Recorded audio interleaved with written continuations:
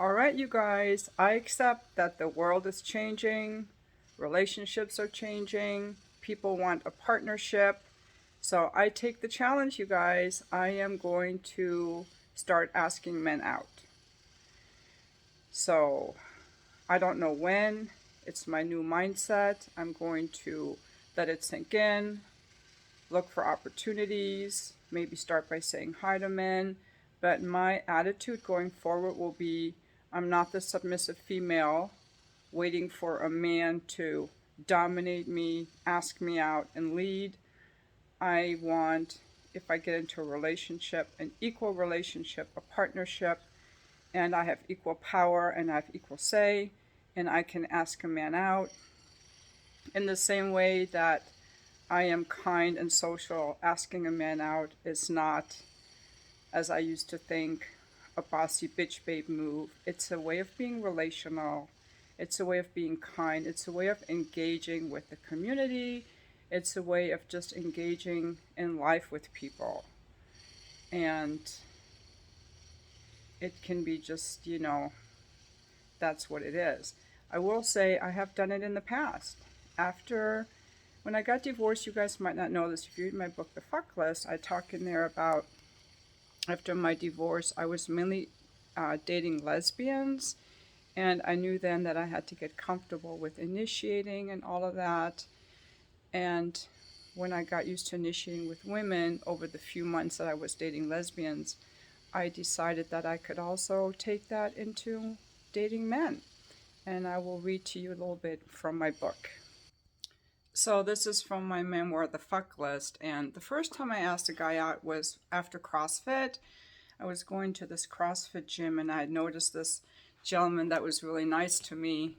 And he was helping me out with all this stuff. I was new to CrossFit. And I thought, and he was my age, I thought, oh, he's really nice. And maybe he wants to go out with me. So because he was handsome and fit and vibrant, he was probably in his early 40s.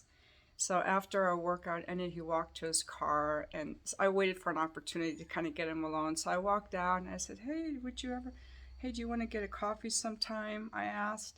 I'm married. He smiled at me and didn't move. He had his car door open and he just looked at me. He said, I'm married. And I think he was just so taken aback and flattered, frankly.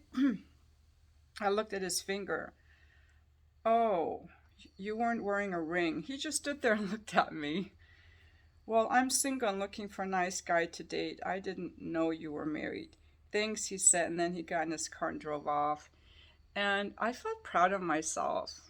I mean, I was a little disappointed, but I walked back to the gym and I just kept doing a few more things. I wasn't embarrassed. I was proud of myself for asking someone out that I had the courage to ask. And also, he didn't get mad at me or ignore me. So that's a nice thing, or embarrass me. And I think that's the advantage of a woman making the first move is that men are super flattered and they're nice about it. By the way, I had this friend at my gym. She was married to like a very, very wealthy person in San Diego, like super rich, like they have their own huge plane and their own pilot. And she asked him out. They met because she asked him out. And she's not a glamorous woman either, so I don't believe in all these stereotypes. Anyway, I thought I could do more asking. I was proud of my move and I told some of my friends I'd asked a guy out. Almost all my male friends thought it was hot. They liked a woman coming on to them. Some of my female friends encouraged me, but others disapproved that I asked men out. They told me never make the first move. Men are hunters and women are prey, they advised. Let the man make the first move. That just went against every grain in my gut. I didn't want to become prey or go through life as an observer, hoping someone would begin a conversation. I wanted to be empowered and in charge of my life. I wanted to ask for what I wanted, like I had learned at the snuggle parties. If you don't know what snuggle parties are, they're Kamala Devi's version of the cuddle party where you learn nonviolent communication in a sensual touch setting. And you learn to ask for what you want and to set boundaries and to make requests. And to me, they were very, very helpful.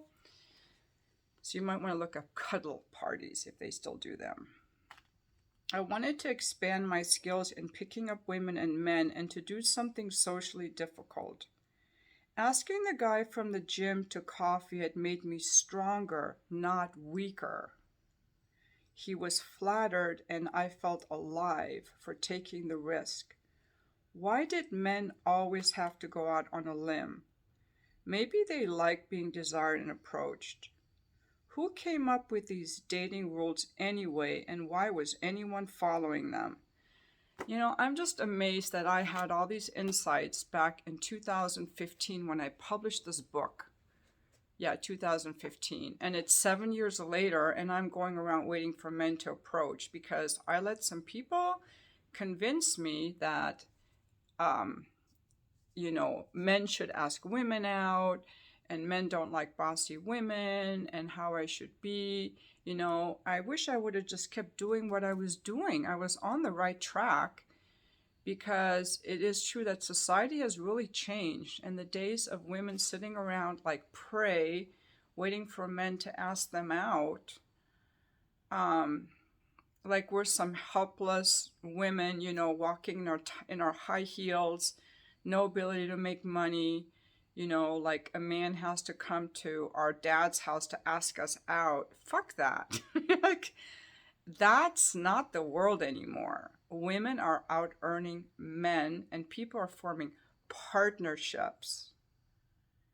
So, unless someone wants a traditional relationship of the old way, I'm sure there's still people who want that, but I don't know where they are because men are not asking women out.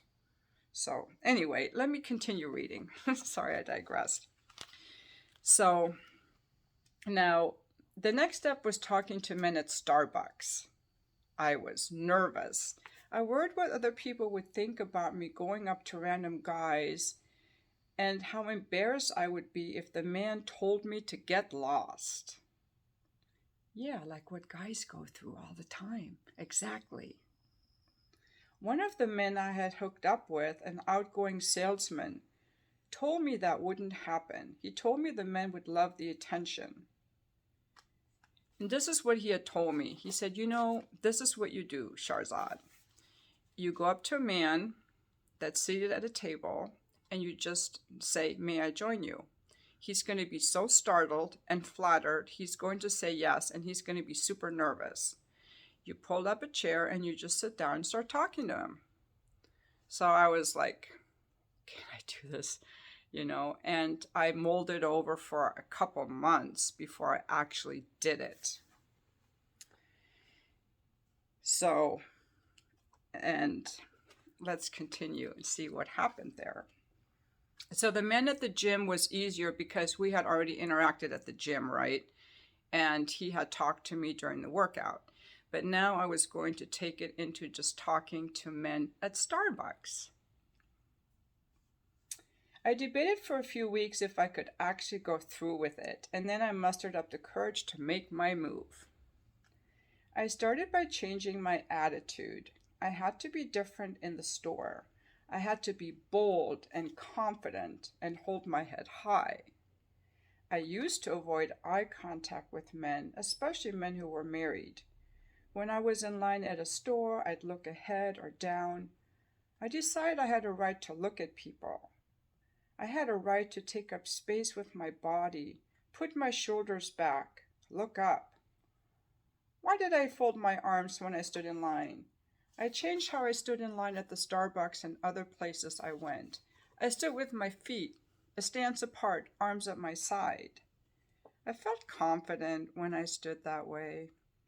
It seemed like a small thing to change how I stood in line, but it was big.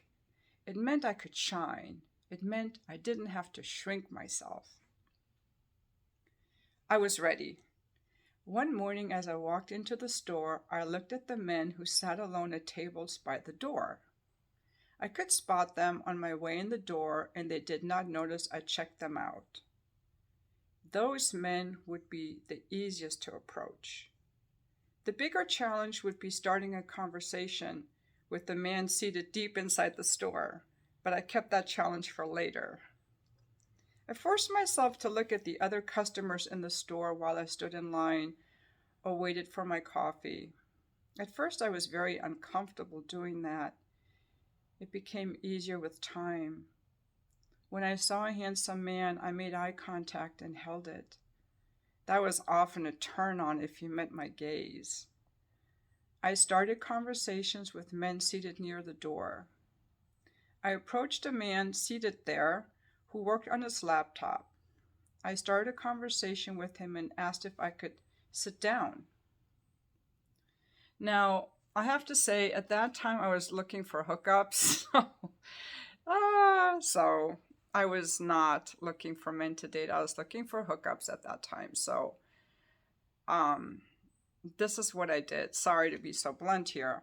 I told him I was looking for men for hooking up, and he didn't even blink it as he asked me for my number. I gave other men my number. Now notice I'm wearing conservative office attire while I'm doing this, okay? I gave other men my number. None of those conversations ever led to more than some texting. Didn't matter that nothing came of it. What mattered was that I had the courage to start a conversation with a man in a store.